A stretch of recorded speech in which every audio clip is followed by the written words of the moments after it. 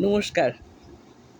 ওই যে ঘোড়ায় সাওয়ারি করে, তারা যখন প্যাসেঞ্জার থাকে না, ঘোড়ায় চেপে চেপেই নিজেরাও যাতায়াত করে। তো ঘোড়ায় চেপে যাওয়া আসা করছে আর মুখে গুনগুন গান গাইছে। আমরা জানলাম কি করে? আমরা স্কুল থেকে এক্সকারশনে দার্জিলিং গিয়েছিলাম বেড়াতে। এবার দার্জিলিং পাহাড়িয়া অঞ্চল, এখনকার মতন এত সুন্দর সাজানো গোছানো ছিল না। তখন চারিদিকে বেশি জঙ্গল ছিল। ওই ম্যালের কাছেও মানে খুব যে একেবারে বিরাট কিছু জমজমাট তাও ছিল না, কিন্তু তবু ভালো লাগতো যেহেতু ঠান্ডার জায়গা। তা আমরা সবাই ঘুরে ঘুরে বেড়াচ্ছি আর লক্ষ্য করছি কে কীরকমভাবে যাতায়াত করে। অনেক বাইরের থেকে লোক আসে, আমাদের এখানকার লোকরা আছে। সেই সাওয়ার যে ঘোড়া চালিয়ে যে যাচ্ছে যে সহিসটা, তার ওই গান আর ঘোড়ার খুরের আওয়াজটা ভাল লাগছিল। মনে মনে তুললাম, ছেলে মানুষ তো তখন সব কিছুতেই আর কি মনে হচ্ছে যেন সব পারি। তো যা হোক তুলেছিলাম, তুলে পাড়ার ফাংশনে করেছি, স্কুলেও করেছি। এখন কেমন হবে জানি না, তবে ইচ্ছে করলো যে আবার নতুন করে একটু করি, সকলকে একটু শোনাই কেমন হচ্ছে। তাহলে শুরু করছি।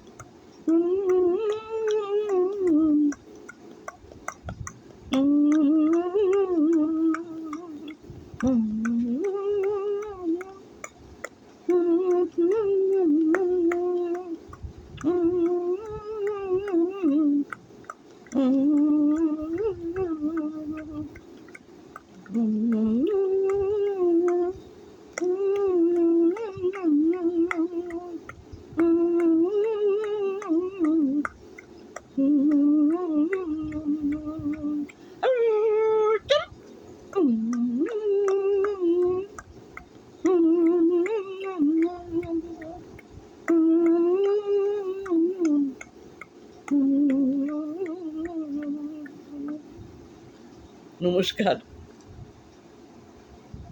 আর একটা ঘটনা বলছি, ওই দার্জিলিংয়েরই। বেরিয়েছি, অনেকটা উপরে উঠে গেছি, এবার নামতে পারছি না, কষ্ট হচ্ছে।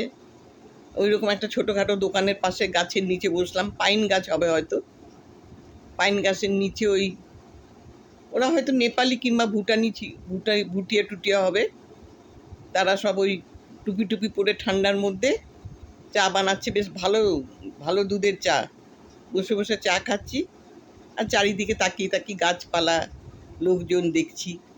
এখনকার মতন তো এত সাজানো গোছানো ছিল না তখন, মানে এদিকে পাহাড়, জঙ্গলের পাহাড়, ওদিকে একটু ভিড়, ভয় লাগতো কি যেন জন্তু জানোয়ার আছে কি না আছে। তো এর মধ্যে দেখছি ওই দোকানের সামনে ওই কুকুর আর কুকুরের মাই হবে আমার মনে হয়। সেই মা বাচ্চাটাকে নিয়ে কোলের কাছে বসে আছে। আমরা চাটা খাচ্ছি আর পাহাড়িয়া কুকুরগুলোও বেশ সুন্দর, মনে হয় যেন কি আদর করে নিয়ে চলে আসি। যা হোক, বসে আছি। এর মধ্যে কুকুরের মা চুপচাপ শুয়েছিল। কিছুক্ষণ পর মনে হয় বাচ্চাটার মায়ের কোলের থেকে একটু বেরিয়ে এদিক ওদিক কোথাও গেছে। এবার ওই বাচ্চাটা যখন ফিরে এসেছে, তখন কুকুরের মা বাচ্চাটাকে এমন আক্রমণ করলো, আমরা মনে করলাম বোধহয় মেরেই ফেলবে নাকি রে বাবা। দিয়ে ওই বাচ্চাটাকে দেখতে পেয়েই মা কুকুরটি বলে উঠল,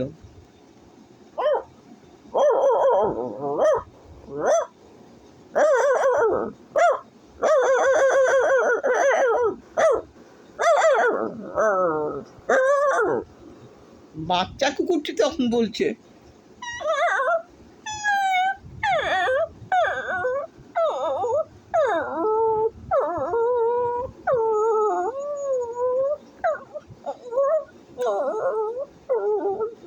মা কুকুরটি তখনও বলছে,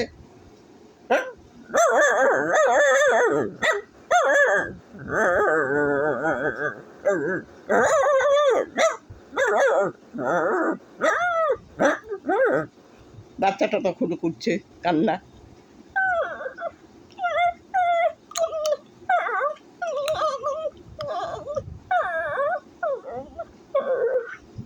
মানে আমাদের বক্তব্য যে হয়তো মা কুকুরটি বলছে, কোথায় গেছিলিস একা একা, গেছিলিস কেন, আমার সঙ্গে সম্পর্ক রাখিস না।